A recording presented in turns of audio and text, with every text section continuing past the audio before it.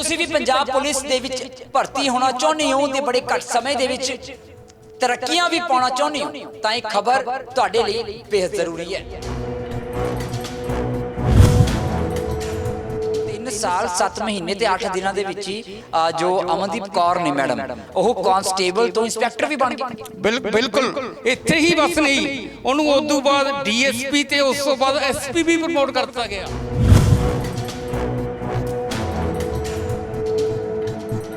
Sir check ਕੀਤਾ ਕਿਤੇ madam ਵਾਕਈ ਸਪੋਰਟਸ ਕੋਟੇ ਵਾਲੇ ਨਾ ਹੋਣ, ਕਿਤੇ ਮੈਡਮ ਨੇ 5-7 올림픽 ਦੇ ਮੈਡਲ ਜਿੱਤੇ ਹੋਣ, 골ਡ ਵਾਲੇ 올림픽 ਦੇ ਮੈਡਲ ਵੀ ਜਿੱਤੇ ਹੋਣ ਜਾਂ ਕੋਈ ਵੀ ਐਕਸਟਰਾ ਆਰਡੀਨਰੀ ਸਪੋਰਟਸਮੈਨ ਹੋਣ, ਈਵਨ ਦੈਨ ਉਹਨਾਂ ਵਾਸਤੇ ਕੋਈ ਸਪੈਸ਼ਲ ਕੋਟਾ ਨਹੀਂ ਹੈ। ਕਿ ਜੇ ਇਹਨਾਂ ਨੂੰ ਐਡਜਸਟ ਕਰਨ ਦੇ ਲਈ ਇੰਨਾ ਧੱਕਾ ਹੋ ਰਿਹਾ ਹੈ, ਮਤਲਬ ਕਿ ਆਊਟ ਆਫ ਵੇ ਜਾ ਕੇ ਇਹਨਾਂ ਨੂੰ ਕੀਤਾ ਜਾ ਰਿਹਾ ਹੈ, ਇੰਨਾ ਮਾਨ ਸਨਮਾਨ ਕੀਤਾ ਜਾ ਰਿਹਾ ਹੈ, ਤਾਂ ਜਿਹੜੇ ਵਿਚਾਰੇ ਸਹੀ ਤਰੀਕੇ ਨਾਲ ਮਹਿਕਮੇ 'ਚ ਆਏ ਹੋਏ ਨਹੀਂ, ਧੱਕਾ ਤਾਂ ਉਹਨਾਂ ਦੇ ਨਾਲ ਹੋ ਰਿਹਾ ਹੋਣਾ ਪੂਰਾ। ਜਦੋਂ ਕਿ ਇਹ ਬੰਦੇ 6-6 ਪ੍ਰਮੋਸ਼ਨਾਂ ਬਿਨਾਂ ਕਿਸੇ ਟੈਸਟ ਦੇ, ਉਹ ਟੈਸਟ ਕੁਆਲੀਫਾਈ ਕਰਕੇ ਵੀ ਨਹੀਂ ਲੈ ਸਕੇ।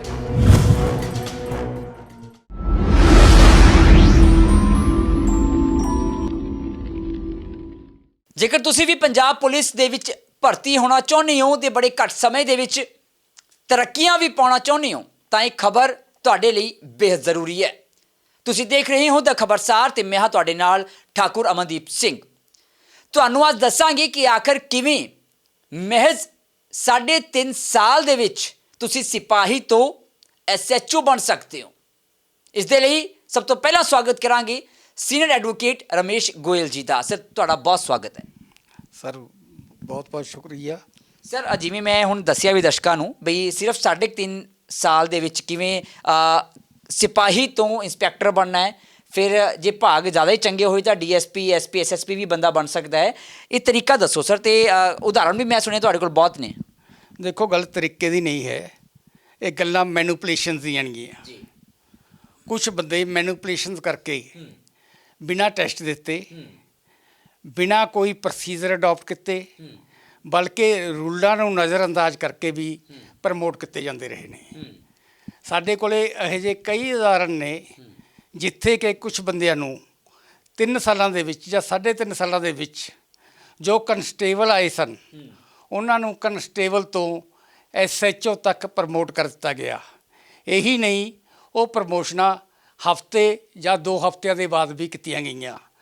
ਜਿਸ ਤਰ੍ਹਾਂ ਕਿ ਕਨਸਟੇਬਲ ਆਇਆ, ਕਨਸਟੇਬਲ ਨੂੰ ਹੈੱਡ ਕਨਸਟੇਬਲ ਬਣਾ ਦਿੱਤਾ ਗਿਆ, ਉਦੋਂ ਬਾਅਦ ASI ਬਣਾ ਦਿੱਤਾ ਗਿਆ, ਉਦੋਂ ਬਾਅਦ SI ਬਣਾ ਦਿੱਤਾ ਗਿਆ, ਉਦੋਂ ਬਾਅਦ ਇੰਸਪੈਕਟਰ ਬਣਾ ਦਿੱਤਾ ਗਿਆ। ਸਰ ਇੰਨੇ ਕਾਬਲ ਵੀ ਸਾਡੇ ਕੋਲ ਫੋਰਸ ਵਿੱਚ ਬੰਦੇ ਹੈਗੇ ਨੇ ਜਿਨ੍ਹਾਂ ਨੂੰ ਮਹੀਨਿਆਂ ਦੇ ਦਰਮਿਆਨ ਹੀ ਪ੍ਰਮੋਸ਼ਨਾਂ ਦਿੱਤੀਆਂ ਜਾ ਸਕਦੀਆਂ ਨੇ, ਇੰਨੇ ਕਾਬਿਲ ਹੈਗੇ ਨੇ ਬੰਦੇ?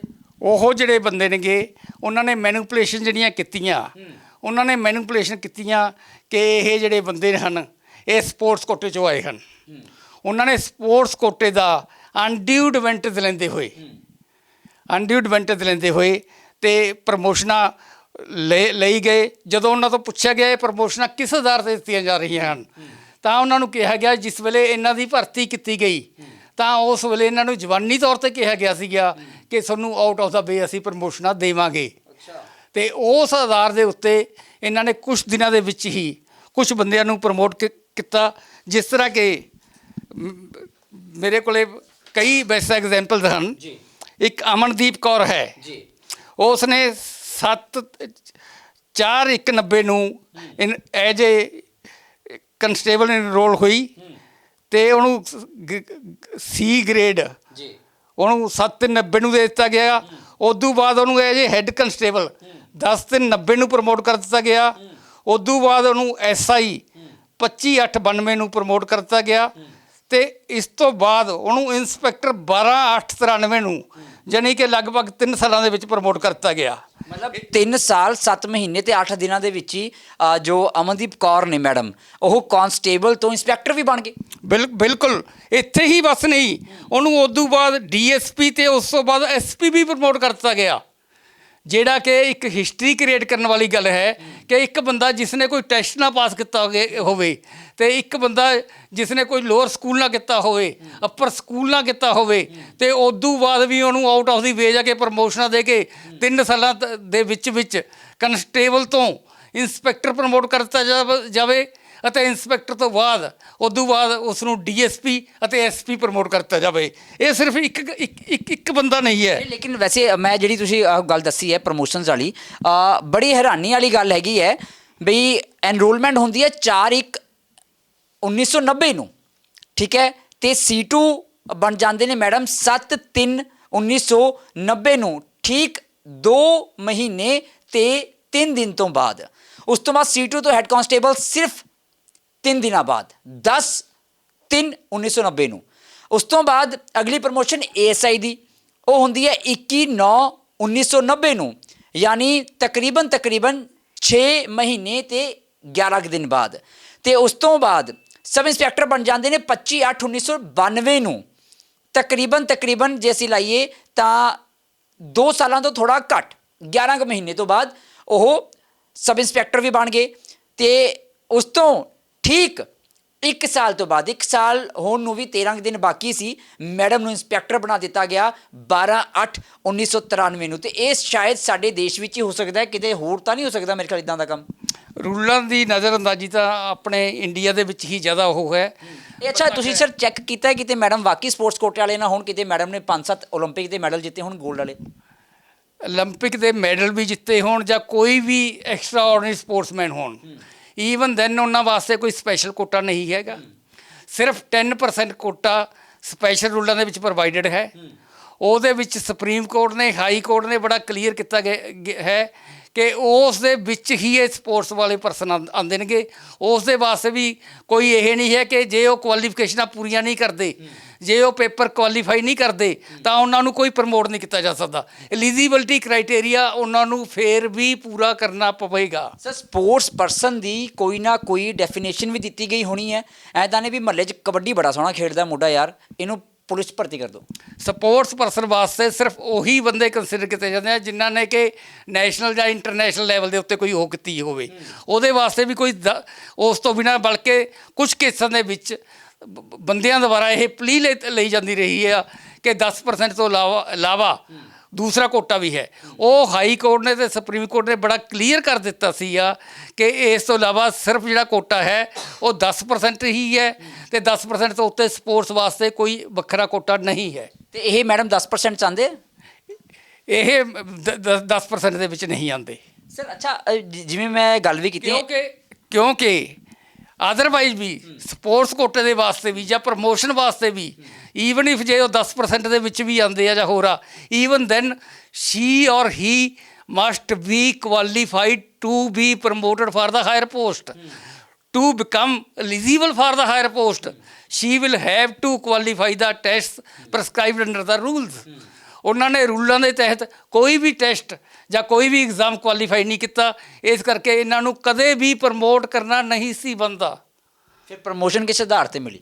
ਪ੍ਰਮੋਸ਼ਨ ਤਾਂ ਹੁਣ ਕਲੀਅਰ ਹੈ, ਅਗਰ 3 ਮਹੀਨਿਆਂ ਦੇ ਵਿੱਚ ਜਾਂ 2 ਮਹੀਨਿਆਂ ਦੇ ਵਿੱਚ ਜਾਂ 3 ਸਾਲਾਂ ਦੇ ਵਿੱਚ 4 ਪ੍ਰਮੋਸ਼ਨਾਂ ਹੋ ਜਾਂਦੀਆਂ ਨੇਗੀਆਂ। ਅਸੀਂ ਚੰਗੀ ਤਰ੍ਹਾਂ ਵਿਜ਼ੂਅਲਾਈਜ਼ ਕਰ ਸਕਦੇ ਹਾਂਗੇ ਕਿ ਸਾਰੇ ਰੂਲਾਂ ਨੂੰ ਸਿੱਕੇ ਦੇ ਉੱਤੇ ਟੰਗ ਕੇ ਉਦੋਂ ਬਾਅਦ ਪ੍ਰਮੋਸ਼ਨਾਂ ਕੀਤੀਆਂ ਗਈਆਂ ਨੇਗੀਆਂ ਅਤੇ ਉਹ ਪ੍ਰਮੋਸ਼ਨਾਂ ਚੈਲੰਜ ਵੀ ਹੁੰਦੀਆਂ ਰਹੀਆਂ ਨੇਗੀਆਂ, ਹੁਣ ਵੀ ਅੰਡਰ ਚੈਲੰਜ ਨੇਗੀਆਂ।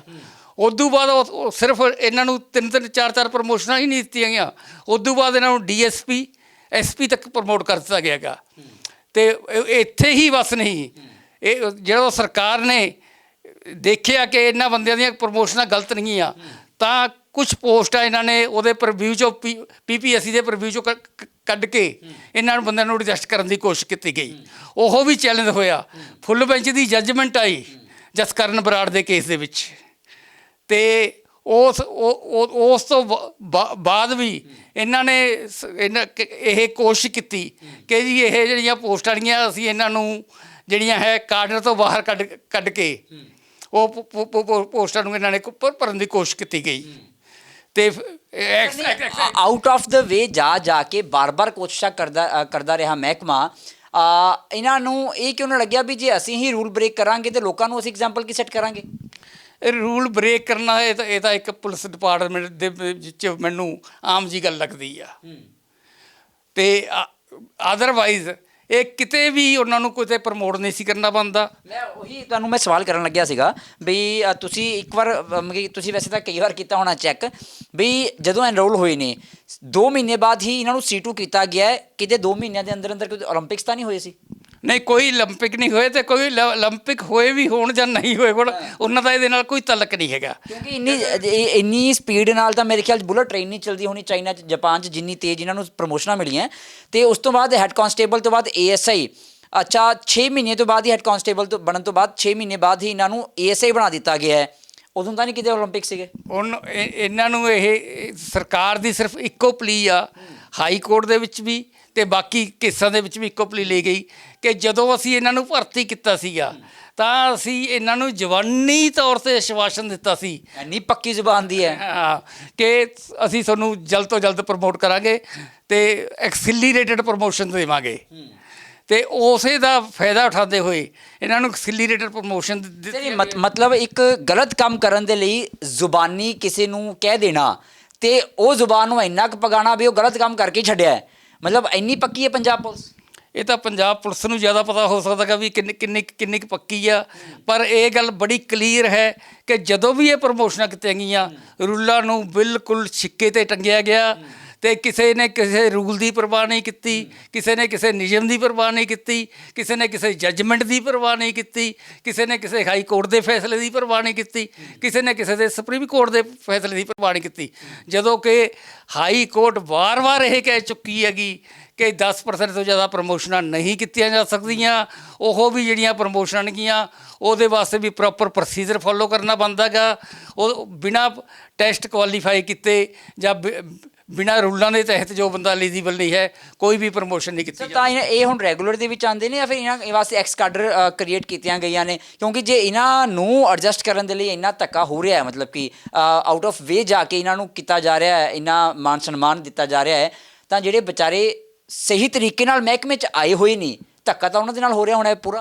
ਸਰ ਇੱਥੇ ਹੀ ਗੱਲ ਨਹੀਂ, ਜਿਹੜੇ ਇਹਨਾਂ ਤੋਂ ਬਾਅਦ ਇਹ ਐਜ ਏ ਕੰਸਟੇਬਲ ਆਏ, ਕੁਛ ਬੰਦੇ ਜਿਹੜੇ ਡਾਇਰੈਕਟ ਰਿਕਰੂਟ ਐਜ ASI ਵਗੈਰਾ ਆਏ, ਉਹ ਵੀ 1 ਜਾਂ 2 ਪ੍ਰਮੋਸ਼ਨਾਂ ਤੋਂ ਜ਼ਿਆਦੀਆਂ ਨਹੀਂ ਲੈ ਸਕੇ ਆਪਣੇ ਸਾਰੇ ਸਰਵਿਸ ਕੈਰੀਅਰ ਦੇ ਦੌਰਾਨ, ਆਪਣੇ ਸਾਰੇ ਸਰਵਿਸ ਕੈਰੀਅਰ ਦੇ ਦੌਰਾਨ। ਜਦੋਂ ਕਿ ਇਹ ਬੰਦੇ 6-6 ਪ੍ਰਮੋਸ਼ਨਾਂ ਬਿਨਾਂ ਕਿਸੇ ਟੈਸਟ ਦੇ, ਉਹ ਟੈਸਟ ਕੁਆਲੀਫਾਈ ਕਰਕੇ ਵੀ ਨਹੀਂ ਲੈ ਸਕੇ। ਇੰਨਾ ਧੱਕਾ ਮੈਂ ਕਿਸੇ ਡਿਪਾਰਟਮੈਂਟ ਦੇ ਵਿੱਚ ਨਹੀਂ ਦੇਖਿਆ। ਮੇਰੇ ਖਿਆਲ ਆ ਵੀ ਵੱਖਰੇ ਵੱਖਰੇ ਡਿਪਾਰਟਮੈਂਟਾਂ ਦੇ ਪਤਾ ਨਹੀਂ ਕਿੰਨੇ ਕੇਸ ਕਰਨ ਦਾ ਮੌਕਾ ਮਿਲਿਆ ਹੋਣਾ, ਪਰ ਜੋ ਧੱਕਾ ਪੰਜਾਬ ਪੁਲਿਸ ਦੇ ਵਿੱਚ, ਪੰਜਾਬ ਪੁਲਿਸ ਦੇ ਕਰਮਚਾਰੀਆਂ ਦੇ ਨਾਲ, ਉਹਨਾਂ ਦੇ ਵਿੱਚ ਉਹਨਾਂ ਦਾ ਦੂਸਰੇ ਬੰਦੇ ਜਿਹੜੇ ਕਿ ਬਿਲਕੁਲ ਸਪਸ਼ਟ ਹਨ, ਜਿਹੜੇ ਕਿ ਡੈਡੀਕੇਟਡ ਹਨ ਆਪਣੀ ਡਿਊਟੀ ਪ੍ਰਤੀ, ਉਹਨਾਂ ਦੇ ਵਿੱਚ ਉਹਨਾਂ ਦਾ ਮੋਰਲ ਡਾਊਨ ਹੁੰਦਾ ਗਾ, ਉਹਨਾਂ ਦੇ ਵਿੱਚ ਫਰਸਟ੍ਰੇਸ਼ਨ ਆਉਂਦੀ ਆ ਅਤੇ ਉਹਨਾਂ ਦਾ ਕੰਮ ਕਰਨ ਨੂੰ ਜੀਅ ਨਹੀਂ ਕਰਦਾ। ਜਦੋਂ ਉਹਨਾਂ ਨੂੰ ਪਤਾ ਲੱਗਦਾ ਕਿ ਇੱਕ ਪਰਸਨ ਜੋ ਮੇਰੇ ਤੋਂ ਬਾਅਦ ਕਨਸਟੇਬਲ ਭਰਤੀ ਹੋਇਆ ਸੀਗਾ ਹੁਣ ਮੇਰੇ ਉੱਤੇ SP ਜਾਂ DSP ਬਣਿਆ ਬੈਠਾ ਹੈ, ਜਦੋਂ ਕਿ ਮੈਂ ਉਦੋਂ ਪਹਿਲਾਂ ASI ਆਇਆ ਸੀਗਾ, ਤਾਂ ਉਹਦੇ ਉੱਤੇ ਕੀ ਬੀਤਦੀ ਹੋਏਗੀ ਇਹ ਤਾਂ ਉਹੀ ਜਾਣਦਾ। वैसे सही गल है, वो कहते हमें तो अपनों ने लूटा गैरों में कहाँ दम था, मेरी किश्ती भी वही डूबी जहाँ पानी कम था। मतलब पंजाब पुलिस ਐਵੇਂ ਬਦਨਾਮ ਕੀਤੀ ਹੋਈ ਹੈ ਵੀ ਕੁਝ ਮੁਲਾਜ਼ਮ ਜੋ ਨੇ, ਅਧਿਕਾਰੀ ਜੋ ਨੇ, ਉਹ ਲੋਕਾਂ ਨਾਲ ਧੱਕਾ ਕਰਦੇ ਨੇ, ਪਰ ਮੇਰੇ ਖਿਆਲ 'ਚ ਇਹੀ ਕੁਝ ਕੁ ਜੋ ਮੁਲਾਜ਼ਮ ਨੇ ਜਾਂ ਅਧਿਕਾਰੀ ਨੇ ਜਿੰਨਾ ਧੱਕਾ ਆਪਣੇ ਮੁਲਾਜ਼ਮਾਂ ਦੇ ਨਾਲ ਕਰਦੇ ਨੇ ਉਹਨਾਂ ਸ਼ਾਇਦ ਹੋਰ ਕਿਸੇ ਨੇ ਕੀਤਾ ਵੀ ਨਹੀਂ ਹੋਣਾ। ਸਰ ਇਹ ਤਾਂ ਇੱਕ ਐਗਜ਼ਾਮਪਲ ਸੀ, ਮੇਰੇ ਖਿਆਲ 'ਚ ਹੋਰ ਵੀ ਤੁਹਾਡੇ ਕੋਲ ਐਗਜ਼ਾਮਪਲਸ ਬਹੁਤ? ਮੇਰੇ ਕੋਲ ਇਹੋ ਜਿਹੀਆਂ ਬਹੁਤ ਸਾਰੀਆਂ ਐਗਜ਼ਾਮਪਲਸ ਨੇਗੀਆਂ। ਕੋਈ ਹੋਰ ਆਪਾਂ ਦੱਸੀਏ ਦਰਸ਼ਕਾਂ ਨੂੰ? ਹਾਂ, ਅਤੇ ਇੱਥੇ ਹੀ ਬਸ ਨਹੀਂ, ਇੱਥੇ ਇੱਕ ਸਤਵੀਰ ਸਿੰਘ ਅਟਵਾਲ ਹੈ ਜੀ, ਉਹ 17/2/90 ਨੂੰ ਐਨਰੋਲ ਹੋਏ ਜੀ, 7/8/90 ਨੂੰ ਉਹਨਾਂ ਨੇ C2 ਮਿਲਿਆ ਅਤੇ ਉਹਨਾਂ ਦੀ ਐਜ ਏ ਹੈੱਡ ਕੰਸਟੇਬਲ 3 ਦਿਨ 10/8/90 ਨੂੰ ਉਹਨਾਂ ਦੀ ਪ੍ਰਮੋਸ਼ਨ ਹੋ ਗਈ ਆ। ਉਦੋਂ ਬਾਅਦ 21/9/90 ਨੂੰ ਉਹ ASI ਬਣ ਗਏ। ਵਾਹ, ਮਤਲਬ ਮਹੀਨਾ ਵੀ ਨਹੀਂ ਟੱਪਣ ਦਿੱਤਾ, 1 ਮਹੀਨੇ 'ਚ ਹੀ, 1 ਮਹੀਨਾ ਤੇ 11 ਦਿਨ, 1 ਮਹੀਨਾ 11 ਦਿਨ ਦੇ ਵਿੱਚ ਹੀ ਹੈੱਡ ਕਾਂਸਟੇਬਲ ਤੋਂ ASI ਪ੍ਰਮੋਟ ਹੋ ਗਏ। ਇਹਨਾਂ ਕੋਲ ਹੈਗਾ 골ਡ ਮੈਡਲ ਕੋਈ? ਨਹੀਂ, 골ਡ ਮੈਡਲ ਤਾਂ ਹੈ ਜਾਂ ਨਹੀਂ ਹੈ ਇਹ ਤਾਂ ਮੈਂ ਇਸ ਬਾਰੇ ਕੁਛ ਨਹੀਂ ਕਹਿੰਦਾ।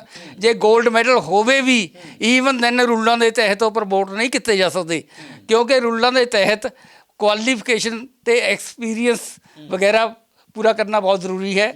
ਉਹਨਾਂ ਨੇ ਕੋਈ C1 C2 ਕੁਝ ਵੀ ਨਹੀਂ ਕੀਤਾ ਤੇ ਇਸ ਕਰਕੇ ਉਹਨਾਂ ਨੂੰ ਪ੍ਰਮੋਟ ਨਹੀਂ ਸੀ ਕੀਤਾ ਜਾ ਸਕਦਾ। ਉਦੋਂ ਬਾਅਦ ਫਿਰ ਉਹਨਾਂ ਨੂੰ ਐਜ ਇੰਸਪੈਕਟਰ ਪ੍ਰਮੋਟ ਕਰ ਦਿੱਤਾ ਗਿਆ ਤੇ ਜੋ ਕਿ 12/8/93 ਨੂੰ ਕਰ ਦਿੱਤਾ ਗਿਆ ਜੀ। ਤੇ ਇਸ ਤਰ੍ਹਾਂ ਇਹ ਡੀਐਸਪੀ ਵੀ ਬਣੇ ਨੇ, ਫਿਰ ਐਸਪੀ ਵੀ ਬਣੇ ਨੇ। ਇਹ DSP ਵੀ 2001 ਚ ਬਣ ਗਏ ਸੀ ਤੇ 2010 ਦੇ ਵਿੱਚ ਇਹ SP ਵੀ ਬਣ ਗਏ ਸੀ। ਤੁਸੀਂ ਆਪਣੇ ਐਕਸਪੀਰੀਅੰਸ, ਆਪਣੇ ਹੁਣ ਤੱਕ ਦੇ ਕਰੀਅਰ ਦੇ ਵਿੱਚ ਕਿੰਨੇ ਕੁ ਐਸੇ ਕੇਸ ਦੇਖੇ ਨੇ ਜੋ ਜੈਨੂਇਨ ਤਰੀਕੇ ਨਾਲ ਬੰਦਾ ਕੋਈ ਸਪਾਈ ਭਰਤੀ ਹੋਇਆ ਹੋਵੇ ਤੇ ਐਸਪੀ ਰਿਟਾਇਰ ਹੋਇਆ ਹੋਵੇ? ਇਹੋ ਜਿਹੇ ਕੇਸ ਮੇਰੇ ਖਿਆਲ ਆ ਮੈਂ ਆਪਣੀ ਜ਼ਿੰਦਗੀ ਦੇ ਵਿੱਚ ਕੋਈ ਅਜਿਹਾ ਕੇਸ ਨਹੀਂ ਦੇਖਿਆ। ਚਲੋ ਸਤਵੀਰ ਸਿੰਘ ਅਟਵਾਲ ਜੀ ਨੇ ਤੁਹਾਡੀ ਇੱਛਾ ਪੂਰੀ ਕਰਤੀ? ਨਹੀਂ, ਸਤਵੀਰ ਸਿੰਘ ਅਟਵਾਲ ਹੀ ਨਹੀਂ, ਇਹੋ ਜਿਹੇ ਬਹੁਤ ਸਾਰੇ ਮਸਲੇ ਨੇਗੇ ਜਾਂ ਅਜਿਹੇ ਬਹੁਤ ਸਾਰੇ ਕੇਸ ਹਨ ਜਿਹੜਿਆਂ ਨੂੰ ਕਿ ਇਸ ਤਰ੍ਹਾਂ ਹੀ ਪ੍ਰਮੋਸ਼ਨ ਦਿੱਤੀ ਗਈ ਆ ਆਊਟ ਆਫ ਦਾ ਵੇ ਜਾ ਕੇ। ਇਸੇ ਕਰਕੇ 431 ਪੋਸਟਾਂ ਕ੍ਰੀਏਟ ਕਰਨ ਦੀ ਕੋਸ਼ਿਸ਼ ਕੀਤੀ ਗਈ।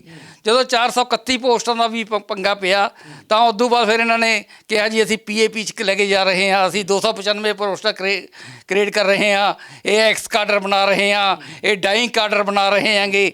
ਵੱਖਰੇ ਤਰ੍ਹਾਂ ਦੇ ਹਰ ਤਰ੍ਹਾਂ ਦਾ ਇਹਨਾਂ ਨੇ ਉਹ ਤਰੀਕਾ ਵਰਤਿਆ ਕਿ ਉਹਨਾਂ ਨੂੰ ਕਿਸ ਤਰ੍ਹਾਂ ਪ੍ਰੋਟੈਕਟ ਕੀਤਾ ਜਾਵੇ, ਕਿਸ ਤਰ੍ਹਾਂ ਉਹਨਾਂ ਨੂੰ ਰਿਵਰਟ ਨਾ ਕਰਨਾ ਪਵੇ, ਕਿਸ ਤਰ੍ਹਾਂ ਉਹਨਾਂ ਦਾ ਬੈਨੀਫਿਟ ਕੰਟੀਨਿਊ ਕੀਤਾ ਜਾਵੇ, ਕਿਸ ਤਰ੍ਹਾਂ ਉਹਨਾਂ ਨੂੰ ਕਿਸੇ ਨਾ ਕਿਸੇ ਤਰ੍ਹਾਂ ਨਾਲ ਬਚਾਇਆ ਜਾ ਸਕੇ ਰਿਵਰਸ਼ਨ ਤੋਂ। ਸਰ ਮੈਂ ਅਗਲੇ ਨਾਮ ਪੜ੍ਹ ਰਿਹਾ ਸੀਗਾ, ਅਗਲੇ C2 ਜਾਂ ਹੈੱਡ ਕਾਂਸਟੇਬਲ ਵੀ ਨਹੀਂ ਹੈਗੇ, ASI ਵੀ ਨਹੀਂ, ਸਿੱਧੀ ਪ੍ਰਮੋਸ਼ਨਾਂ ਹੈਗੀਆਂ ਨਹੀਂ ਅੱਗੇ। ਇਹ ਕੀ ਹੈ? ਮਨਜੀਤ ਸਿੰਘ ਜੀ ਤੁਸੀਂ ਅੱਗੇ ਜਿਹੜਾ ਹੈਗਾ ਹੈ 19/2/90 ਦੇ ਵਿੱਚ ਇਹ ਐਨਰੋਲ ਹੋਏ ਨੇ, 8/8/90 ਨੂੰ C2 ਹੋ ਗਏ ਹੈ, ਹੈੱਡ ਕਾਂਸਟੇਬਲ ਬਣੇ ਨੇ, ਸਿੱਧੇ ASI ਬਣ ਗਏ।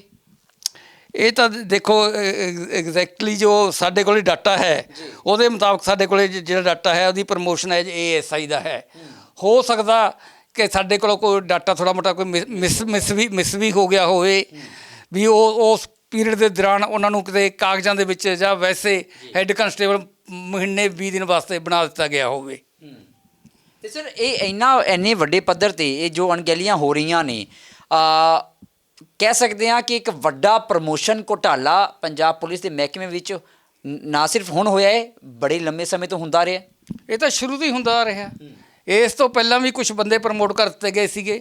ਉਦੋਂ ਬਾਅਦ ਹਾਈ ਕੋਰਟ ਨੇ ਕਿਹਾ ਕਿ ਇਹ ਜਿਹੜੀਆਂ ਪ੍ਰਮੋਸ਼ਨਾਂ ਗਲਤ ਨੇਗੀਆਂ, ਤਾਂ ਉਹ ਪ੍ਰਮੋਸ਼ਨਾਂ ਚੈਲੰਜ ਹੋਈਆਂ ਤੇ ਉਸ ਪ੍ਰਮੋਸ਼ਨਾਂ ਦੇ ਵਿੱਚ SI ਸਰਵਨ ਸਿੰਘ ਦਾ ਕੇਸ ਆਇਆ ਤੇ ਉਸ SI ਸਰਵਨ ਸਿੰਘ ਦੇ ਕੇਸ ਦੇ ਵਿੱਚ ਹਾਈ ਕੋਰਟ ਨੇ ਬੜਾ ਕਲੀਅਰ ਕਰ ਦਿੱਤਾ ਕਿ ਜਿਹੜਾ ਪ੍ਰਮੋਸ਼ਨ ਕੋਟਾ ਹੈ ਉਹ ਐਟ ਦਾ ਮੋਸਟ ਜਿਹੜਾ ਹੈ ਉਹ 10% ਤੱਕ ਕੀਤਾ ਜਾ ਸਕਦਾ ਹੈ ਤੇ ਉਸ ਦੇ ਵਾਸਤੇ ਵੀ ਜਿਹੜਾ ਹੈ ਪੂਰਾ ਪ੍ਰੋਸੀਜਰ ਫੋਲੋ ਕਰਨਾ ਬਣਦਾ ਹੈ, ਰੂਲਾਂ ਨੂੰ ਪੂਰੀ ਤਰ੍ਹਾਂ ਫੋਲੋ ਕਰਨਾ ਬਣਦਾ ਹੈ।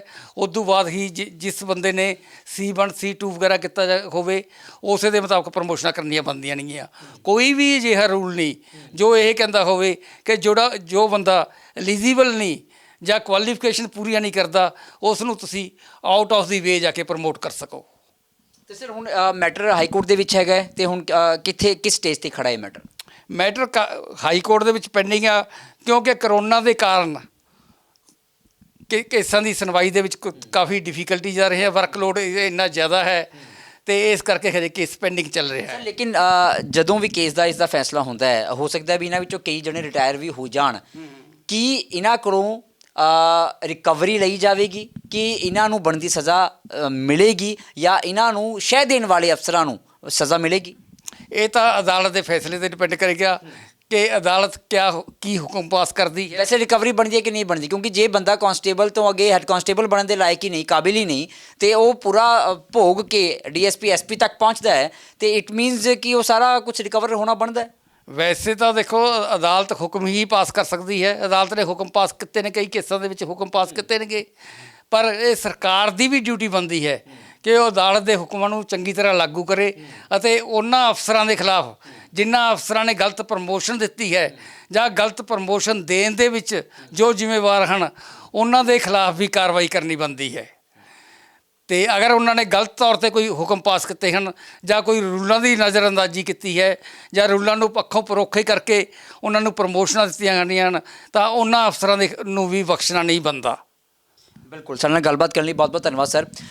ਸੀਨੀਅਰ ਐਡਵੋਕੇਟ ਰਮੇਸ਼ ਗੋਇਲ ਜੀ, ਬਿਲਕੁਲ ਸਹੀ ਗੱਲ ਹੈ, ਜਿਨ੍ਹਾਂ ਨੇ ਵੀ ਰੂਲਸ ਨੂੰ ਅੱਖਾਂ ਤੋਂ ਪਰੋਖੇ ਕੀਤਾ ਹੈ, ਜਿਨ੍ਹਾਂ ਨੇ ਵੀ ਰੂਲਸ ਨੂੰ ਛਿੱਕੇ 'ਤੇ ਟੰਗਿਆ ਹੈ, ਜਿਨ੍ਹਾਂ ਨੇ ਵੀ ਆਊਟ ਆਫ ਦ ਵੇ ਜਾ ਕੇ ਸਿਰਫ ਆਪਣੇ ਕਿਸੇ ਖਾਸ ਨੂੰ ਐਡਜਸਟ ਕਰਨ ਦੇ ਚੱਕਰ ਦੇ ਵਿੱਚ ਬਾਕੀ ਜੋ ਜਾਇਜ਼ ਤਰੀਕੇ ਨਾਲ ਭਰਤੀ ਹੋਈ ਨਹੀਂ ਉਹਨਾਂ ਦੇ ਨਾਲ ਧੱਕਾ ਕੀਤਾ ਹੈ, ਕਾਰਵਾਈ ਉਹਨਾਂ ਦੇ ਖਿਲਾਫ ਹੋਣੀ ਵੀ ਬਣਦੀ ਹੈ। ਤੇ ਮਾਨਯੋਗ ਕੋਰਟ ਤੋਂ ਉਮੀਦ ਵੀ ਇਹੀ ਹੈ ਕਿ ਇਨਸਾਫ ਚਾਹੇ ਦੇਰ ਨਾਲ ਮਿਲੇ ਪਰ ਇਨਸਾਫ ਮਿਲੇਗਾ ਜ਼ਰੂਰ।